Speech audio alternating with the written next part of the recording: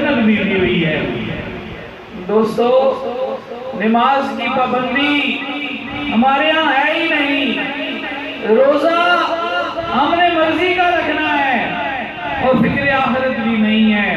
وہ روزے دار بھی تھے، وہ نمازی بھی تھے، اس کے باوجود حشر کے میدان سے ڈرتے تھے۔